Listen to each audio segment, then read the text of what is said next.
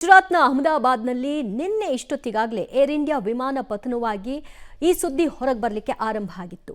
ಆ ಒಂದು ದುರಂತದ ಒಂದೊಂದು ದೃಶ್ಯಗಳು ಕೂಡ ಘೋರಾತಿ ಘೋರ ಮತ್ತು ಆ ಮೃತಪಟ್ಟವರ ಕುಟುಂಬದಲ್ಲಿ ಈಗ ಆಕ್ರಂದನ. ಒಬ್ಬೊಬ್ಬರು ಕೂಡ ಒಂದೊಂದು ನೆನಪುಗಳನ್ನು ಬಿಟ್ಟು ಹೋಗಿದ್ದಾರೆ.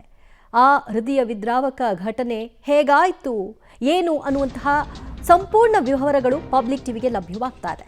ಅಹಮದಾಬಾದ್ ವಿಮಾನ ದುರಂತ ಒಂದೊಂದು ದೃಶ್ಯವೂ ಕೂಡ ಘೋರ, ಅತಿ ಘೋರ. ಒಬ್ಬೊಬ್ಬರ ಕಥೆಯೂ ಕೂಡ ಕರುಣಾಜನಕ, ಹೃದಯ ವಿದ್ರಾವಕ. ಜೀವ ಇರೋ ತನಕ ಕುಟುಂಬ ಕಾಡುವಂತಹ ಕಥೆಗಳಿವು. ಜೀವನ ಪರ್ಯಂತ ಅವರು ಮರಲಿಕ್ಕೆ ಸಾಧ್ಯ ಇಲ್ಲ. ಅದೇ ಕೊರಗಿನಲ್ಲಿ ಜೀವನ ದೂಡಬೇಕು. ಪಬ್ಲಿಕ್ ಟಿವಿಯಲ್ಲಿ ದುರಂತದಲ್ಲಿ ಮಡಿದವರ ಕಾಡುವ ಕಥೆಗಳು. ಒಬ್ಬೊಬ್ಬರು ಕೂಡ ಏನೇನೋ ಕನಸುಗಳನ್ನ ಇಟ್ಕೊಂಡು ಹೋಗಿರ್ತಾರೆ. ಇಲ್ಲಿ ಕಡೆಯದಾಗಿ ಅವರ ಕುಟುಂಬಸ್ಥರನ್ನ ಭೇಟಿ ಮಾಡಿ ಅಲ್ಲಿ ಹೋಗಿ ಸೇರ್ಕೊಳ್ಳೋಣ, ಅಲ್ಲಿ ಜೀವನವನ್ನು ರೂಪಿಸ್ಕೊಳ್ಳೋಣ ಅಂತ ಹೋಗಿರ್ತಾರೆ. ಅವರ ಕಥೆಗಳನ್ನ ಕೇಳ್ತಾ ಇದ್ರೆ ನಿಜವಾಗ್ಲೂ ಒಂದು ರೀತಿ ನೋವು ತರುತ್ತೆ. ಪಬ್ಲಿಕ್ ಟಿವಿಯಲ್ಲಿ ದುರಂತದಲ್ಲಿ ಮಡಿದವರ ಕಾಡುವ ಕಥೆಗಳು ಜೊತೆಗೆ ಅಲ್ಲಿ ಬೆಚ್ಚಿ ಬೆಳೆಸುವಂತಹ ದೃಶ್ಯಗಳು ಹೇಗೆ ಇದ್ವು ಸನ್ನಿವೇಶ ಅನ್ನೋದಕ್ಕೆ ಸಾಕ್ಷಿಯಾಗಿದೆ. ಹಾಗೆ ಒಂದೊಂದೇ ಮಾಹಿತಿಯನ್ನು ನಿಮಗೆ ಕೊಡ್ತೀವಿ. ಇವತ್ತು ಗಾಯಾಳುಗಳನ್ನು ಪ್ರಧಾನಿ ನರೇಂದ್ರ ಮೋದಿ ಅವರು ಹೋಗಿ ಭೇಟಿ ಮಾಡಿದ್ರು, ಅವರ ಜೊತೆಗೆ ಮಾತನಾಡಿದ್ರು. ಹೇಗಾಯಿತು, ಹೇಗಿದ್ದೀರಿ ಅನ್ನೋದರ ಬಗ್ಗೆ ಮಾಹಿತಿಯನ್ನು ಪಡ್ಕೊಂಡ್ರು. ಮತ್ತು ನಿಮ್ಮ ಜೊತೆಗೆ ನಾವಿದ್ದೀವಿ, ಧೈರ್ಯದಿಂದ ಇರಿ ಅಂತ ಅವರಿಗೆ ಧೈರ್ಯ ತುಂಬುವಂತಹ ಕೆಲಸವನ್ನು ಸ್ವತಃ ಪ್ರಧಾನಿ ನರೇಂದ್ರ ಮೋದಿ ಅವರೇ ಮಾಡಿದ್ದಾರೆ. ಗುಜರಾತ್ನ ಹಲವು ಆಸ್ಪತ್ರೆಗಳಲ್ಲಿ ಗಾಯಕ್ಕೊಳಗಾಗಿರುವವರು ದಾಖಲಾಗಿದ್ದಾರೆ. ಆಸ್ಪತ್ರೆಗಳಿಗೆ ಭೇಟಿ ಕೊಟ್ಟರು. ಈ ಒಂದು ಕೇಸ್ ಸ್ಟಡಿಯಲ್ಲಿ ಅಚ್ಚರಿ ಹುಟ್ಟಿಸುವಂತಹ ಸನ್ನಿವೇಶ ನಿನ್ನೆಯೇ ಈ ಸುದ್ದಿ ಹೊರಬಂದಿತ್ತು. ನೀವು ನೋಡ್ತಾ ಇರೋದು ಟ್ರಾಜಿಡಿ ಕೇಸ್ ಸ್ಟಡಿ 1. ರಮೇಶ್ ವಿಶ್ವಾಸ್ ಅನ್ನೋರು ಪವಾಡ ಸದೃಶ್ಯ ವೃತ್ತಿಯಲ್ಲಿ ಅವರು ಪಾರಾಗಿದ್ದಾರೆ. ಅವರು ಹೇಳ್ತಾರೆ ಹೇಗೆ ನಾನು ಈ ದುರಂತದಿಂದ ಪಾರಾಗಿ ಬಂದೆ ಅಂತ. ವಿಮಾನದ ಒಂದು ಭಾಗ ಆ ದುರಂತದಲ್ಲಿ ಆಗಲೇ ಬೆಂಕಿಗೆ ಆವರಿಸಿತ್ತು. ಮುಂದಿನ ಭಾಗ ಏನಿತ್ತು ಅದು ಕಟ್ಟಡದ ಮೇಲೆ ಬಿತ್ತು. ಬಿದ್ದಂತಹ ಫೋರ್ಸ್ಗೆ ಒಂದು ಪೋರ್ಷನ್ ಅಲ್ಲಿ ಓಪನ್ ಆಗಿತ್ತು. ಅಲ್ಲಿಂದ ನಾನು ಎಸ್ಕೇಪ್ ಆಗಿ ಬಂದೆ. ನಾನು ಬದುಕ್ತೀನಾ ಅನ್ನೋದೇ ನನಗೆ ನಿಜವಾಗ್ಲೂ ಆಶ್ಚರ್ಯವಾಗಿತ್ತು. ಕಣ್ಣು ಬಿಟ್ಟು ನೋಡಿದಾಗ ನಿಜವಾಗ್ಲೂ ನಾನು ಬದುಕಿದ್ದೀನಿ ಅನ್ನಿಸ್ತು. ಆದರೆ ನನ್ನ ಕಣ್ಣೆದುರಿಗೇನೆ ಅಲ್ಲಿ ಪೈಲಟ್, ಹೆರೋಸ್ಟಸ್ ಎಲ್ಲರೂ ಕೂಡ ಸಜೀವ ದಹನವಾಗ್ಬಿಟ್ರು. ಇದನ್ನು ನಾನು ಲೈಫ್ ಟೈಮ್ ಮರಿಲಿಕ್ಕೆ ಸಾಧ್ಯವೇ ಇಲ್ಲ ಅಂತ ರಮೇಶ್ ತಾವು ಹೇಗೆ ಈ ಸನ್ನಿವೇಶದಿಂದ ಪಾರಾಗಿ ಬಂದರು ಅನ್ನೋದರ ಬಗ್ಗೆ ಮಾಹಿತಿಯನ್ನು ಹಂಚಿಕೊಂಡಿದ್ದಾರೆ. ಇವತ್ತು ವಿಶ್ವಾಸ ಅವರನ್ನು ಪ್ರಧಾನಿ ನರೇಂದ್ರ ಮೋದಿ ಅವರು ಕೂಡ ಭೇಟಿ ಮಾಡಿದರು. ಅವ್ರ ಜೊತೆಗೆ ಮಾತನಾಡಿದರು, ಅವರಿಗೆ ಧೈರ್ಯವನ್ನು ತುಂಬಿದರು. ಫ್ಲೈಟ್ ಟ್ರಾಜಿಡಿಯಲ್ಲಿ ಹೇಗೆ ತಾವು ಪಾರಾಗಿ ಬಂದ್ವಿ, ಸಾವನ್ನು ಗೆದ್ದು ಬಂದ್ವಿ ಅನ್ನೋದರ ಬಗ್ಗೆ ರಮೇಶ್ ವಿಶ್ವಾಸ್ ಅವರು ತಮ್ಮ ಮಾತುಗಳನ್ನು ಹಂಚಿಕೊಂಡಿದ್ದಾರೆ. ಅವರಿಗೆ ಮುಖದ ಪೋರ್ಷನ್ ಮತ್ತು ಕೈಗೆ ಬೆಂಕಿಯಿಂದಾಗಿ ಸಣ್ಣ ಪುಟ್ಟ ಗಾಯ ಆಗಿದೆ. ಈಗ ಅವರು ಟ್ರೀಟ್ಮೆಂಟನ್ನು ಪಡ್ಕೊಳ್ತಿದ್ದಾರೆ. ಇಡೀ ಈ ವಿಮಾನ ದುರಂತದಲ್ಲಿ ಸಾವನ್ನು ಗೆದ್ದಿರುವಂತಹ ಏಕೈಕ ಪ್ರಯಾಣಿಕ ಅಂದರೆ ರಮೇಶ್ ವಿಶ್ವಾಸ್ ಅವರು. ಅವರಿಗೆ ಆ ರೀತಿಯ ವಿಶ್ವಾಸ ಇರಲಿಲ್ಲ. ಯಾಕಂದರೆ ಇನ್ಸಿಡೆಂಟ್ ಆ ಭಯಾನಕ ಸನ್ನಿವೇಶದಲ್ಲಿ ಅವರು ಕೂಡ ಇದ್ದರು.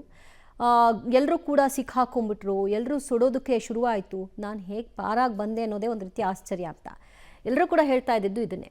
ಇಂತಹ ಒಂದು ಭೀಕರ ವಿಮಾನ ದುರಂತ ಸಂಭವಿಸಿದ್ರೆ ಅದರಲ್ಲಿ ಒಬ್ಬರೂ ಕೂಡ ಬದುಕುವ ಚಾನ್ಸಸ್ ಇರಲ್ಲ.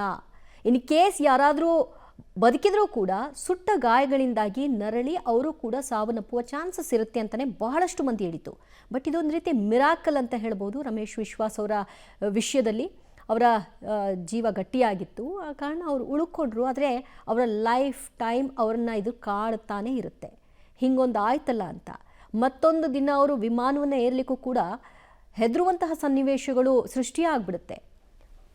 ಅವರು ಕೂಡ ಲಂಡನ್ಗೆ ಹೊರಟಿದ್ದಂತಹ ಸಂದರ್ಭದಲ್ಲಿ ಆಗಿರುವಂತಹ ಘಟನೆ ಇದು. ಆ ವಿಮಾನದಲ್ಲಿದ್ದಂತಹ ಅಷ್ಟೋ ಮಂದಿ ಸಾವನ್ನಪ್ಪಿದ್ದಾರೆ. ಇವರೊಬ್ಬರೇ ಸಾವನ್ನು ಗೆದ್ದು ಬಂದಿದ್ದಾರೆ ಅಂತಂದರೆ ನಿಜಕ್ಕೂ ಕೂಡ ಗ್ರೇಟ್ ಅಂತ ಹೇಳ್ಬೋದು. ಆಮೇಲೆ ಆ ಸನ್ನಿವೇಶದಲ್ಲಿ ಏನು ಮಾಡಬೇಕು ಅಂತ ಯಾರಿಗೂ ತೋಚಲ್ಲ, ಪ್ಯಾನಿಕ್ ಆಗಿಬಿಟ್ಟಿರ್ತಾರೆ. ಅಂಥದ್ರಲ್ಲೂ ಕೂಡ ಎಲ್ಲೋ ಒಂದು ಕಡೆಯಲ್ಲಿ ಸಣ್ಣ ಜಾಗ ಸಿಕ್ಕಿದೆ, ಅಲ್ಲಿಂದ ನಾನು ಎಸ್ಕೇಪ್ ಆಗೋಣ, ನನ್ನ ಜೀವ ಉಳಿಸ್ಕೊಳ್ಳೋಣ ಅನ್ನುವಂತಹ ಪ್ರಯತ್ನ ಮಾಡಿ ಆ ಪ್ರಯತ್ನದಲ್ಲಿ ಅವ್ರು ಗೆದ್ದು ತನ್ನಷ್ಟಕ್ಕೆ ತಾನೇ ನಡ್ಕೊಂಡು ಬಂದು ಆ್ಯಂಬುಲೆನ್ಸ್ನ ಹತ್ಕೊಂಡು ಆಮೇಲೆ ಹೋಗಿ ಆಸ್ಪತ್ರೆ ಸೇರಿದ್ದಾರೆ ಅಂದರೆ ಏನು ಹೇಳಬೇಕು. ದೇವರ ಅವ್ರ ವಿಷಯದಲ್ಲಿ ಇದ್ದಾರೆ ಅಂತಲೇ ಹೇಳ್ಬೋದು.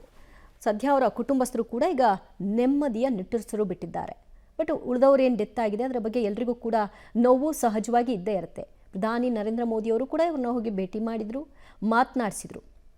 ಆಗ ಅವ್ರು ಹೇಳ್ಕೊಳ್ತಾರೆ, ಜಸ್ಟ್ ಟೇಕ್ ಆಫ್ ಆಗಿದ್ದಷ್ಟೇ ಒಂದು ರೀತಿ ಸ್ಟಕ್ ಆಗ್ದಂಗೆ ಅನ್ನಿಸ್ತು, ಏನೋ ಆಗ್ತಿದೆ ಅಂತ ಎಲ್ರಿಗೂ ಕೂಡ ಭಾಸವಾಯಿತು. ಅದಾಗಿದ್ದ ಸ್ವಲ್ಪ ಹೊತ್ತರಲ್ಲೇ ವಿಮಾನ ಪತನವಾಯಿತು, ಸುಡಲಿಕ್ಕೆ ಶುರುವಾಯಿತು, ಬೆಂಕಿ ಆವರಿಸ್ಬಿಡ್ತು. ಆ ಪೋರ್ಷನಲ್ಲಿದ್ದವರಾಗಲೇ ಆ ಬೆಂಕಿಯ ಕೆನ್ನಾಲಿಗೆ ಸಿಕ್ಕಾಕೊಂಡಿದ್ರು. ಮತ್ತೊಂದು ಕಡೆಯಲ್ಲಿ ಏನು ಸಿಕ್ಕಾಕೊಂಡಿತ್ತು ಆ ವಿಮಾನದ ಬಾಡಿ, ಅದು ಆ ಕಟ್ಟಡದಲ್ಲಿ ಸಿಕ್ಕಾಕೊಂಡಿತ್ತು. ಗೋಡೆಗಳ ಅಡ್ಡ ಇದರಿಂದ ಅಲ್ಲಿಂದ ಪಾರಾಗಿ ಬರೋದಕ್ಕೂ ಕೂಡ ಆಗಿರಲಿಲ್ಲ.